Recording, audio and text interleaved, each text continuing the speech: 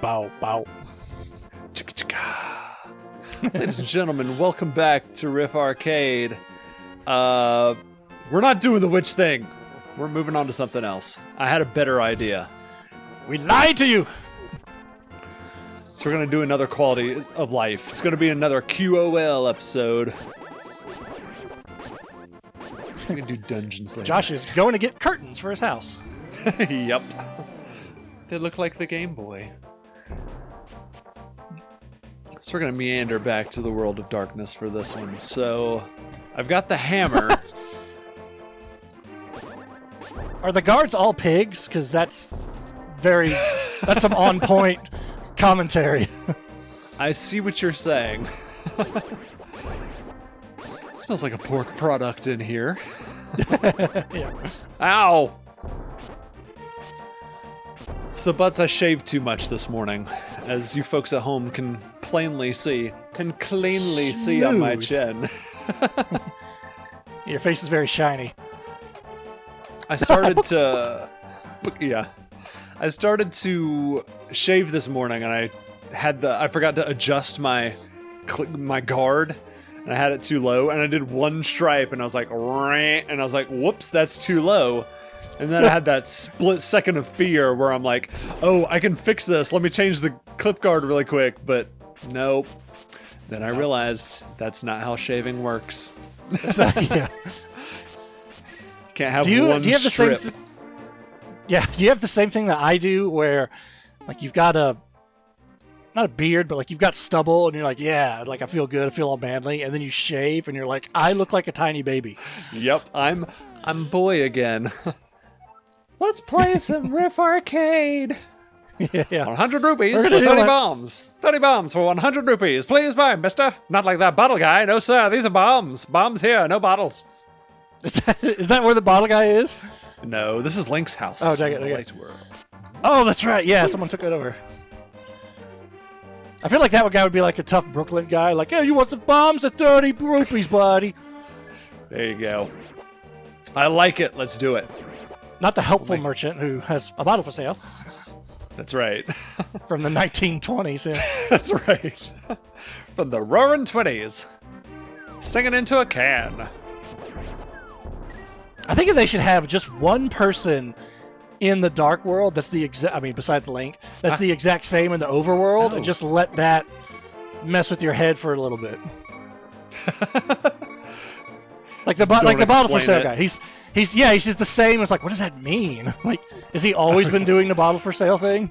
Is that what resides in his heart? Yeah. Ugh. I still have that potion. We'll see the witch in Don't you have the red stuff? Yeah. Drink it down. Drink that red juice. Lick it up. All right. Wish we had that in red. Yeah. It's Red Bull. Gives you wings. And the giant tree talks. Oh, wow, I haven't seen a normal person in a few hundred years. Let me talk to you for a while. Oh, no, no, no. I once lived in the Lost Woods until the day I wandered into a magic transporter.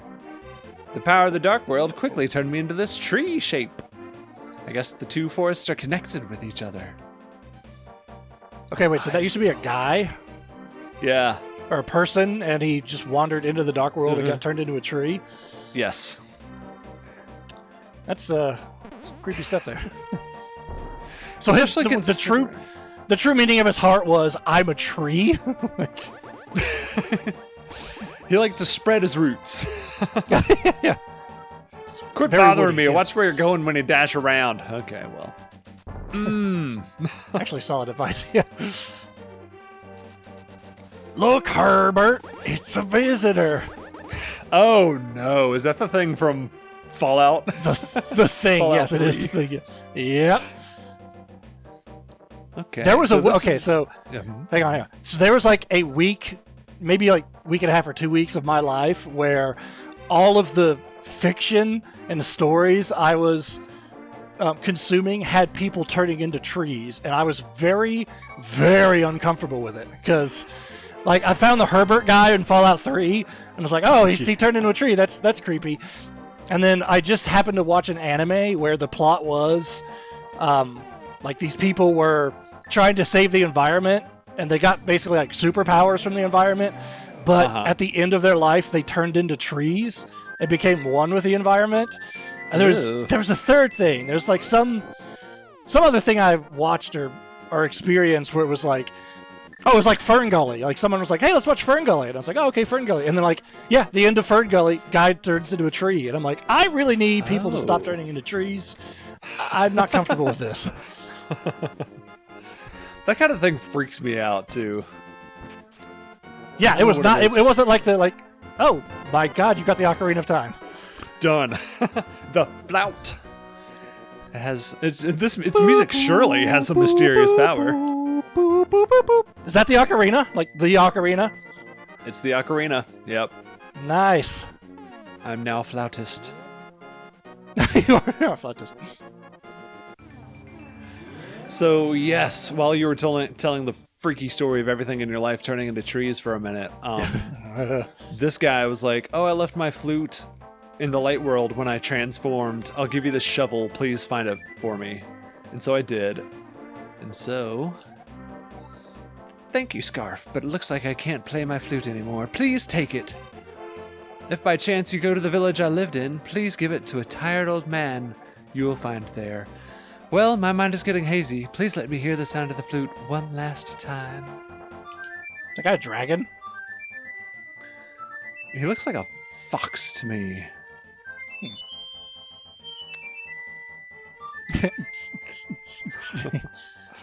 Bow, bow.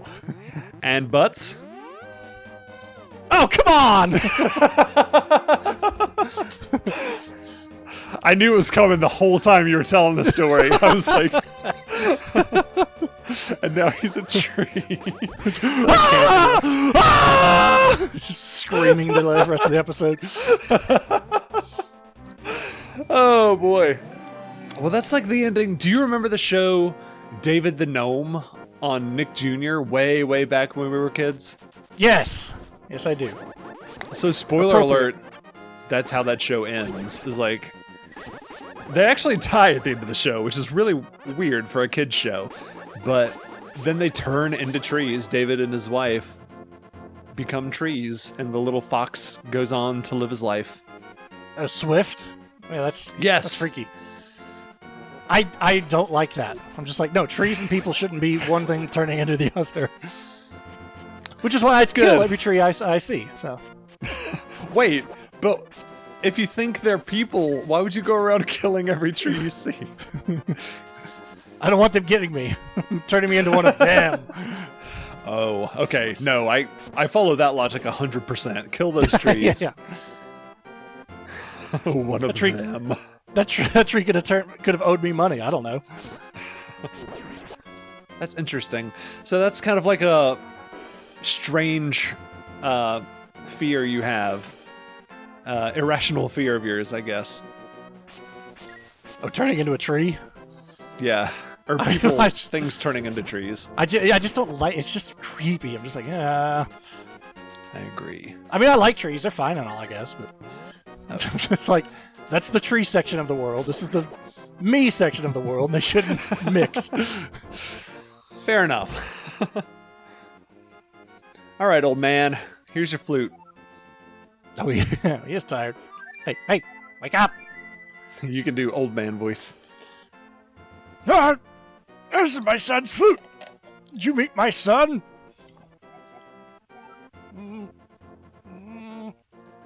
Where is he? Is he all right? He's very grounded right now. Oh, I see. Well, I can tell you. Well, I can tell what you want to say by the look in your eyes. He gave you a shovel, you found the flute, you returned the flute to him, and he turned into a tree. I can tell. You got that? You got that? I've seen horrors I can't unsee look. Yes. All right, so let's wrap up this side quest. I feel like someone's supposed to tell you to do this, but I don't remember who, so I'm just going to do it.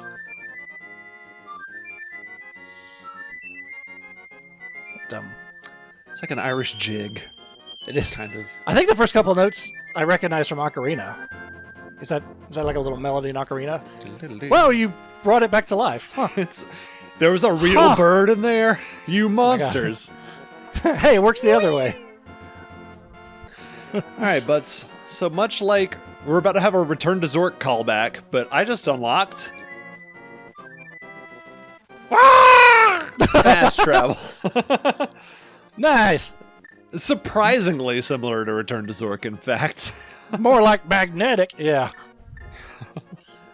And now I can fly straight to the witch, Very nice. who is still not done with my thing. Fast travel is something I did not expect this game to have. Okay. That's impressive.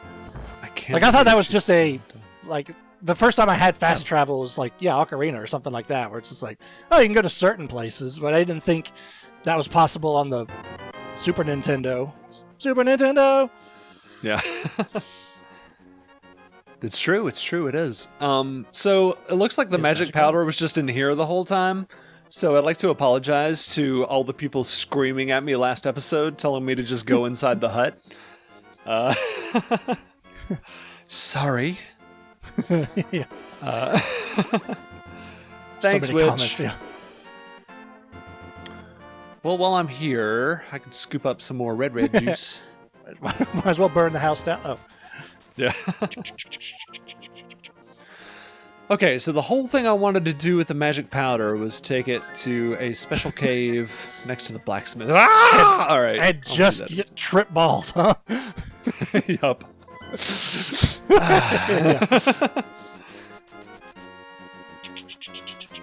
So I was going to tell you about one of my irrational fears, and that is... Oh, good. Yeah. So now you can have an ongoing list of all my irrational fears. Yeah, I can add to it. And it's eyeballs. Like, and it has to be very specific kind of eyeballs. It's not just like if you were to just hold your eye up to me, like that wouldn't freak me out anything. It's got to be like weird, cartoonishly grotesque eyeballs.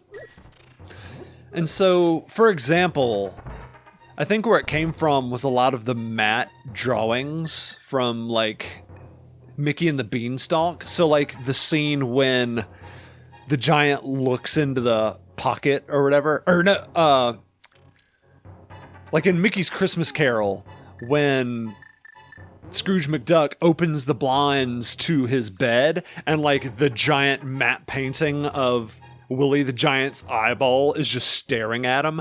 That freaks me out so bad. I hate it. All right. I'll talk more about that in a second. We'll see this. Hey, blast you from waking me from my deep, dark sleep.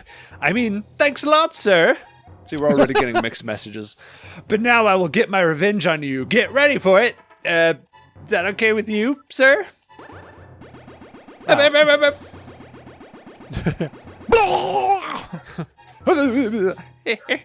laugh at your misfortune. Now your magic power will drop by 1/2.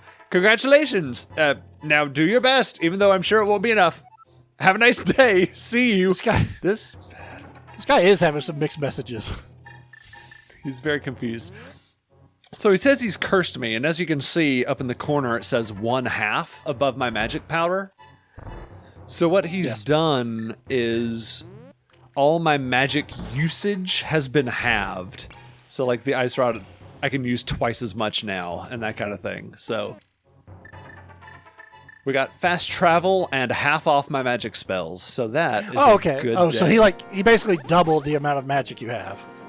Correct. Yes. Okay. It made it seem like he took half of it away, but right. Yeah, he worded it very weird, but as we saw, he's a very confused little bat. Yeah. So anyway, back to the freaky eyeball thing. Yeah, back to your torment. Yeah. Another example of the kind of eyeball that really freaks me out is, Butts, do you remember the like green one-legged eyeball monster from Pee-wee's Big Adventure? Vaguely. Let me look it up, but I vaguely remember that. You look it up, and when you look it up, oh, I just wasted a fairy. I might be able to throw up I won't throw up. I don't know if I'll get copyright struck by Paul Rubens if I throw up a picture of it. So, I'll say just go into a search bar and look for the green one-eyed monster from Pee-wee's Playhouse. It's Are you talking about? horrifying. Are you talking about Large Marge when she's like, when her face turns into that like, blah, like that scary monster? No, so that's freaky for a whole nother reason. But no, I am specifically talking about Pee-wee's Playhouse. Oh, okay, yeah, all right. I see it. I see Find the it. picture. Oh yeah, yeah, that'll give you nightmares. Yeah. And it did. So okay, so I'm gonna ask this half as a joke, half as an actual serious question. How are you on Mike Wazowski? Mike Wazowski's fine. He's got a nice clean eyeball. I mean, there's some veins in there, but it's mostly depicted very clean.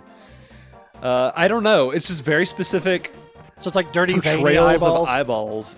Yeah, like just really grotesque, like static. I think like kind of if they're static, it makes it worse for me. Like static images of eyeballs. Okay. Then maybe I should retract my desire to play Bloodborne around you, because there's a lot of eyeballs in Bloodborne. No, we should play it. Oh, okay. You don't want to Gonna make sleep? it- All right. All right. Well, today we've learned something. Today we've learned that Butts has a fear of being turned into a tree, and I have a fear of accurately portrayed still images of eyeballs. Optometrists. Yeah. On that note, we'll call this an episode. So we will see you next time on Riff Arcade. Oh yeah, keyboards go.